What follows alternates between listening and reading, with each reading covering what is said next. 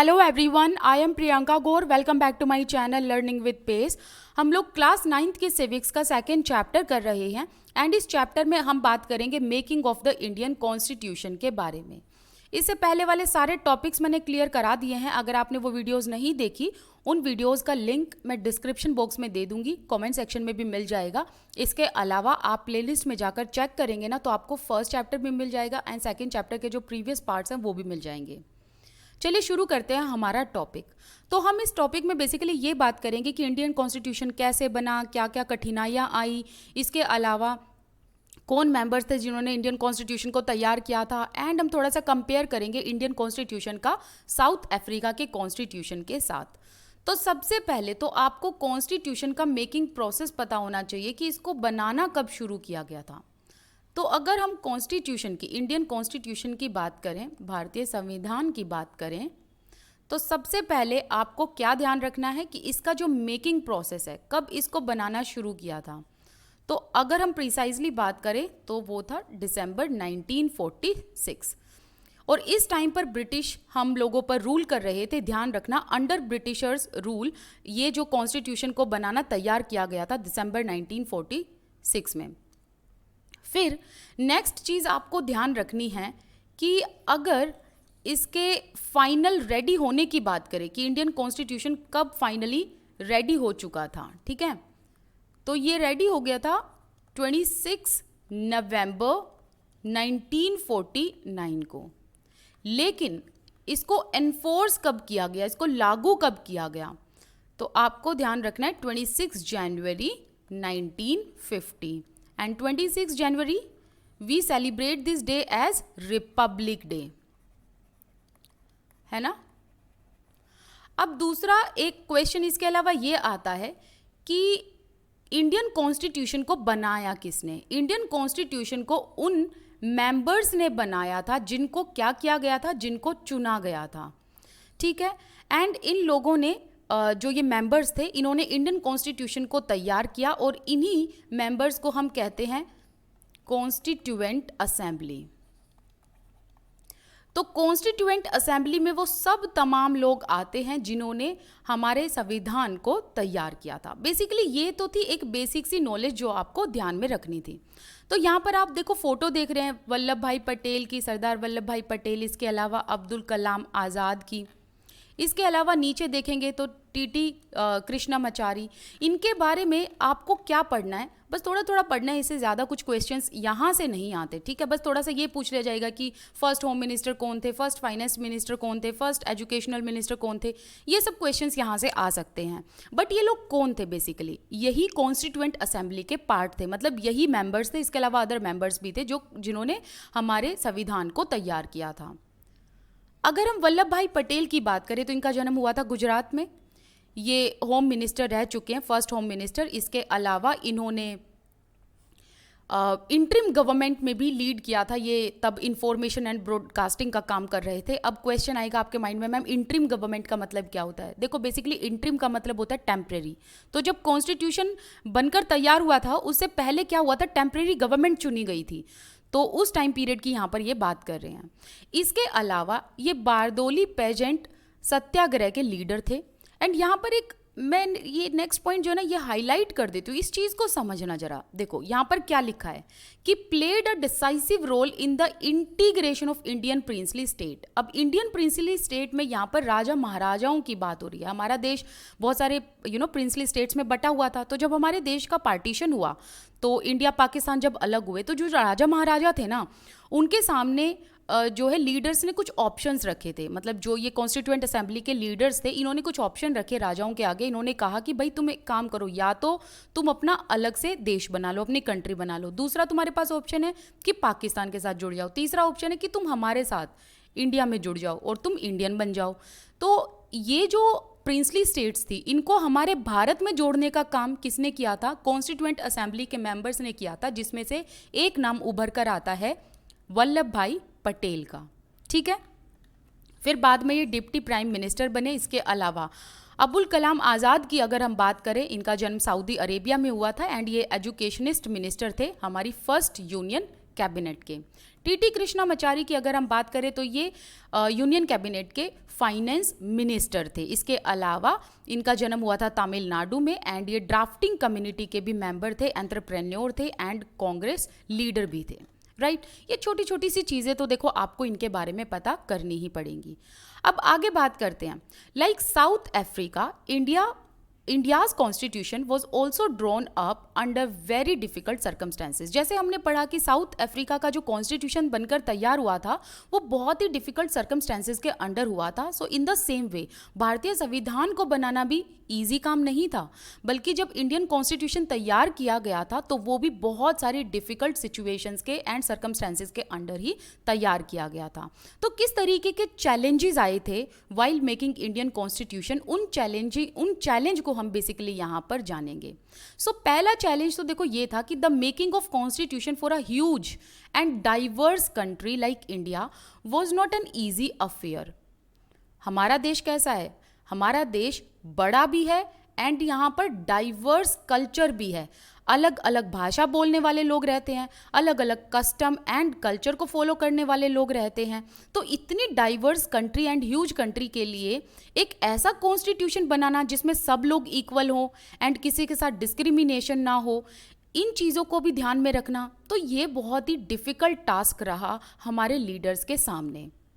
इसके अलावा जब कॉन्स्टिट्यूएंट असेंबली के मेंबर्स कॉन्स्टिट्यूशन को तैयार कर रहे थे तब उनके सामने एक बहुत बड़ा चैलेंज ये भी था कि हर एक इंसान के सेंटिमेंट को ध्यान में रखना है। क्यों? क्योंकि वो नहीं चाहते थे कि ये जो डाइवर्स कंट्री है इसमें किसी भी भाषा, किसी भी धर्म या कल्चर को फॉलो करने वाले लोगों के सेंटिमेंट्स हर्ट हों।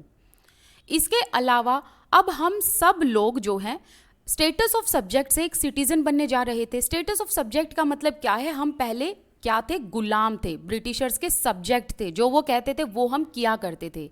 लेकिन अब हमारा जो स्टेटस है वो बदलने जा रहा था, सब्जेक्ट टू सिटीजन। हम देश के अब नागरिक बनने वाले थे, ना कि किसी के गुलाम। और जब आप किसी देश के नागरिक होते हो तो दैट मीन्स आपके पास सारे राइट्स होते हैं एंड आपके साथ कोई डिस्क्रिमिनेट नहीं कर सकता बेसिकली।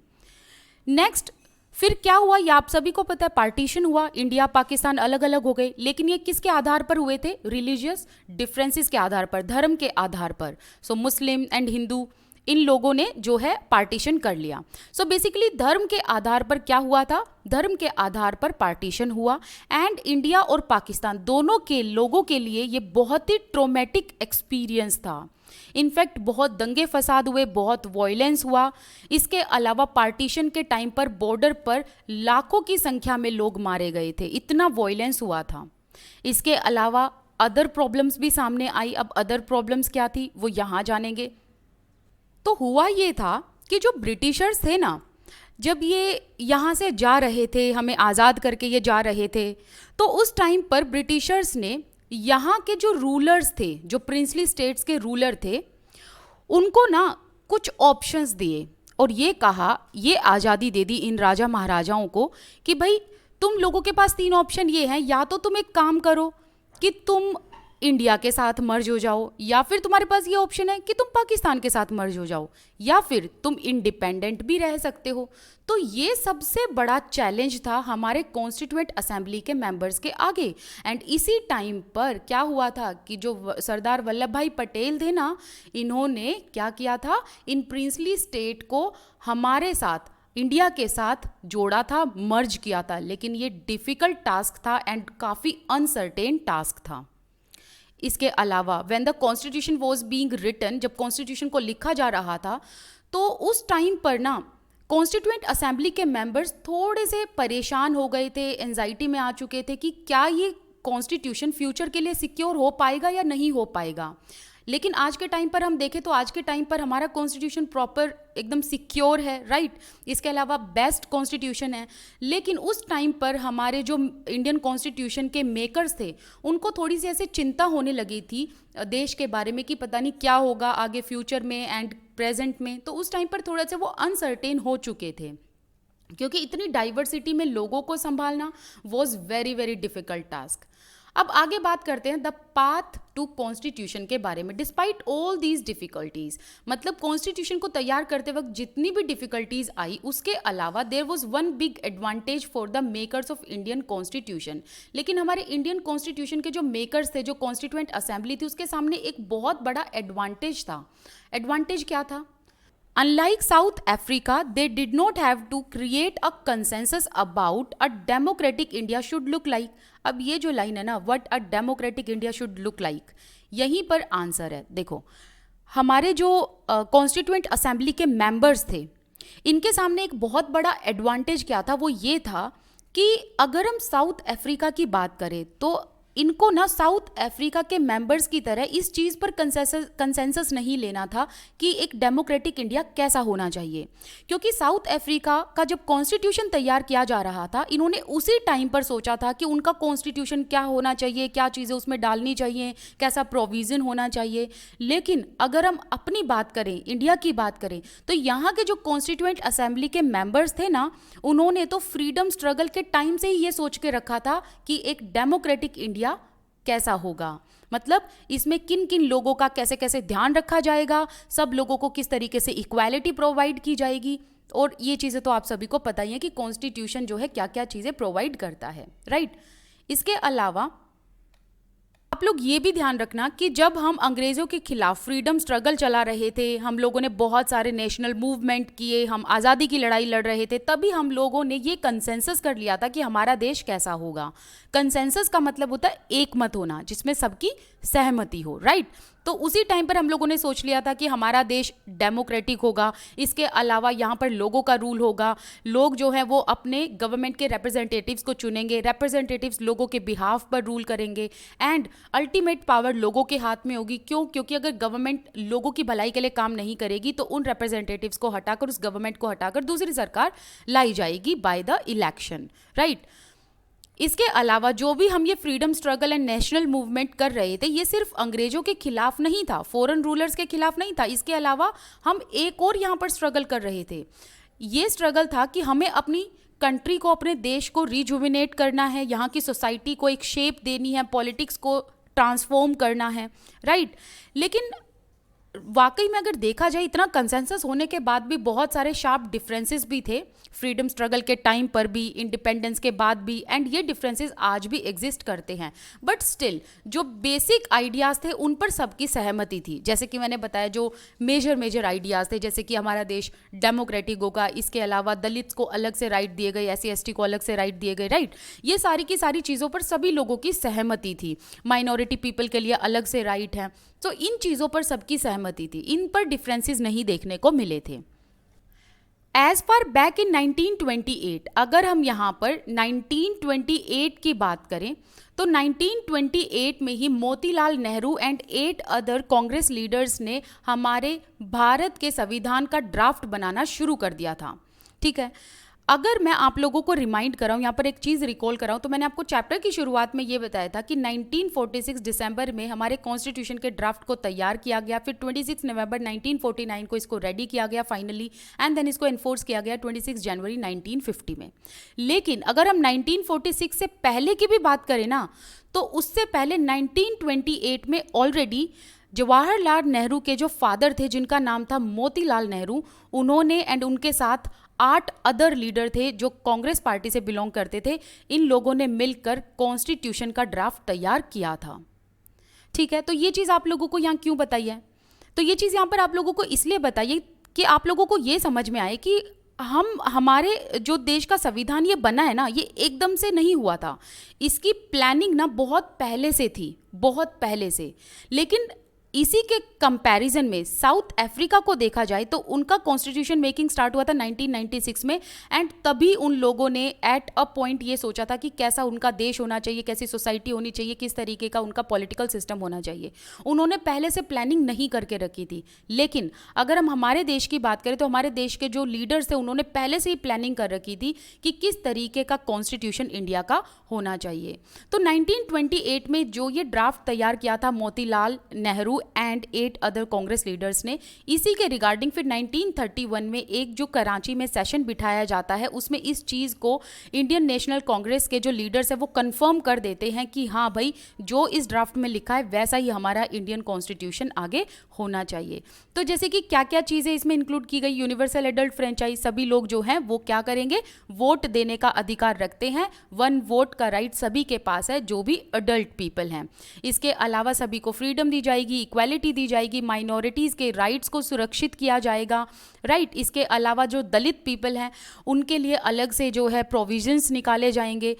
एंड किस तरीके का हमारा जो इंडिपेंडेंट इंडिया होगा एंड उसका कॉन्स्टिट्यूशन कैसा होगा, उसका प्रारूप कैसा होगा, उसकी शेप कैसी होगी, वो सारी चीज़ें पहले से ही डिटरमिन कर ली थी कि किस तरीके का हमारा देश होगा।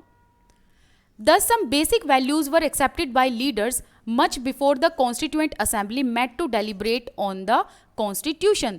तो कॉन्स्टिट्यूशन का फाइनल प्रारूप जब तैयार हुआ था ना, उससे बहुत पहले ही ये ऑलरेडी सभी कॉन्स्टिट्यूएंट असेंबली के मेंबर्स ने सोच लिया था कि हमारे देश में जो ये कॉन्स्टिट्यूशन हम अप्लाई करेंगे, जो हम कॉन्स्टिट्यूशन बनाएंगे, इसमें क्या क्या बेसिक वैल्यूज़ को हम ऐड करेंगे और इसमें हमें अलग अलग ग्रुप के लोगों का ध्यान रखना है, अलग अलग धर्म के लोगों का ध्यान रखना है, अलग अलग कल्चर फॉलो करने वाले लोगों का ध्यान रखना है।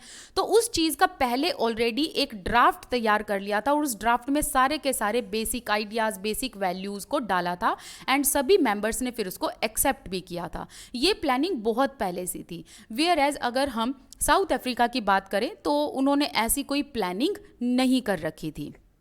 The familiarity with political institutions of colonial rule also helped us to develop an agreement over the institutional design। मतलब ये जो कॉलोनियल रूल था, मतलब जो ब्रिटिशर्स हम लोगों पर रूल कर रहे थे, उस टाइम पर हमने ऑलरेडी ब्रिटिश रूल के अंडर पॉलिटिकल इंस्टीट्यूशंस को देख लिया था, जान लिया था एंड समझ लिया था। एंड यहीं से हम लोगों ने एक बेसिक अंडरस्टैंडिंग लगा ली थी कि अब अगर हम नया इंस्टीट्यूशनल डिज़ाइन तैयार करेंगे तो वो किस तरीके का होना चाहिए, राइट। इसके अलावा ब्रिटिशर्स ने बहुत ही कम लोगों को वोटिंग राइट्स दिए हुए थे एंड बहुत ही कम लोगों को वोटिंग राइट दिए हुए थे। इसी वजह से जो इन्होंने लेजिस्लेचर इंट्रोड्यूस किया था वो बहुत ही वीक था।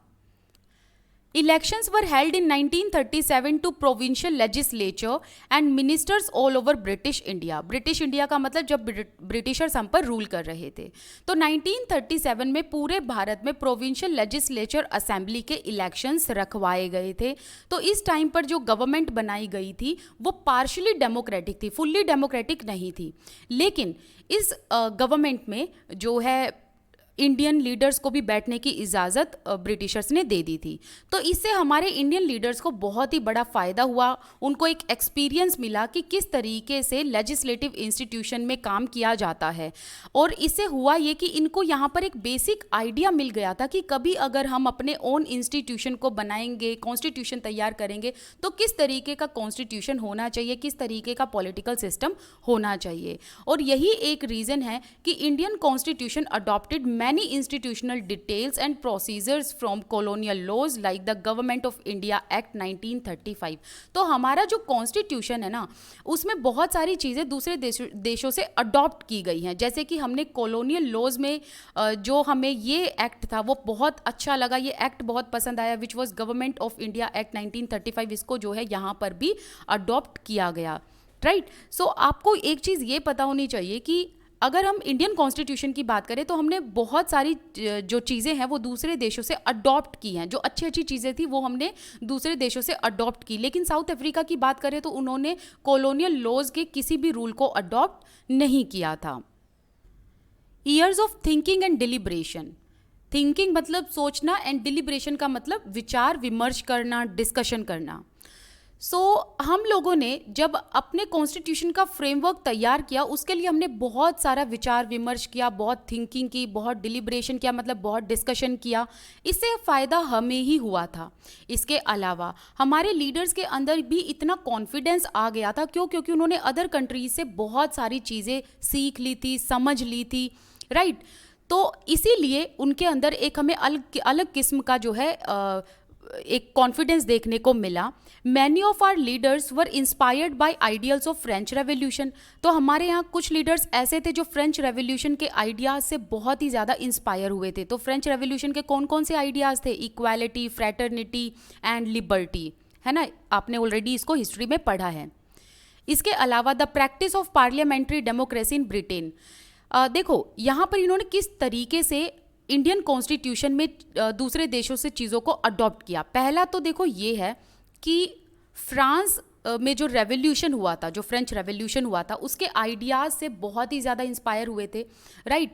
इसके अलावा दूसरा क्या था कि ब्रिटेन से पार्लियामेंट्री डेमोक्रेसी को जो है अडॉप्ट किया। पार्लियामेंट्री डेमोक्रेसी में होता ये कि हेड होता है प्राइम मिनिस्टर एंड जो पार्लियामेंट होती है उसमें 2 हाउस होते हैं, लोकसभा एंड राज्यसभा। इसके अलावा यूएस से बिल ऑफ राइट्स लिया गया।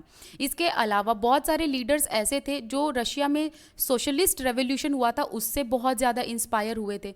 तो यहाँ पर हमें क्या देखने को मिल रहा है कि जो लीडर्स थे ना वो दूसरे देश के कॉन्स्टिट्यूशन से या वहाँ के आइडियाज से बहुत ही ज़्यादा इंस्पायर थे। एंड जो रशिया में सोशलिस्ट रेवोल्यूशन हुआ था इससे हम किस तरीके से इंस्पायर हुए? इससे इंडियंस इंस्पायर हुए कि भाई यहाँ पर इंडिया में रहने वाले सभी लोगों के पास सोशल एंड इकोनॉमिक इक्वालिटी होनी चाहिए। Yet there were not simply intimating what others had done. मतलब इतना भी इजी नहीं था दूसरों की चीज़ों को अडॉप्ट करके यहाँ अप्लाई करना। और उन्होंने जो है हमारे लीडर्स थे उन्होंने हर चीज़ को ऐसे ही आंख बंद करके अप्लाई नहीं किया था, बल्कि वो हर कदम पे क्वेश्चंस करते जा रहे थे whether these things suited our country और नॉट। क्या हमारे देश के लिए ये अच्छा है या नहीं है। मतलब हर एक स्टेप पर हर चीज़ को अपनाने से पहले 10 क्वेश्चंस करे गए। ये पूरा एक ब्रॉड विजन के साथ देखा गया कि क्या हमारे देश के लिए ये सही है प्रेजेंट के टाइम पर एंड फ्यूचर जनरेशन के लिए भी।